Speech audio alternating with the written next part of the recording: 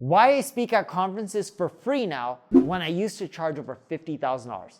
I used to charge $50,000 for an hour speech within the United States. Literally only a 1 hour speech. Plus I'd make them pay for travel like flights and hotels.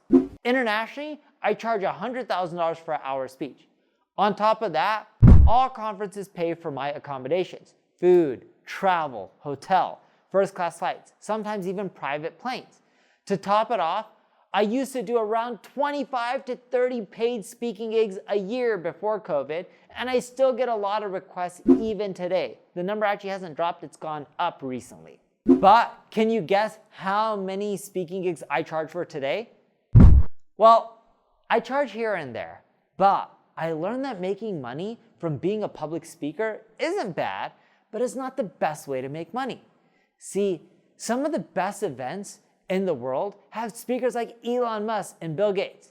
And you can bet that they really don't care for money from speaking. Sure, I may charge 50 or 100 grand. They can probably command $500,000, $1 million. But they're so rich, they don't care for $500,000 or $1 million. It doesn't really move the needle for them. But here's the thing. The events that these billionaires and these well-known entrepreneurs speak at, like Elon Musk and Bill Gates, they bring in an audience that typically has a higher net worth. So I started to apply for speaking spots at these particular events. Some of them were already requesting that I speak. They just wouldn't pay me in the past and they wouldn't offer speaking fees. Some of them would pay for travel and flights. Some of them would even pay for that. But I'm like, nah, why would I speak there? I'm getting paid at these other events.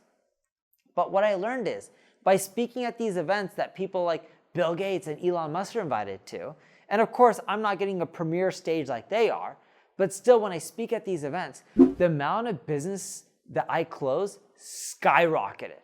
While before I was just focused on events that would pay me the most amount of money, the majority of the time I would walk away from those events while still getting some good branding, but I would rarely close revenue. And when I closed revenue, it wasn't as much. Now, I don't get as much to speak when I go to these events, and in many cases, I get paid literally nothing. But the business that I'm closing from these events far exceed what I'm generating from the speaking revenue. The big lesson I learned is don't be short-sighted.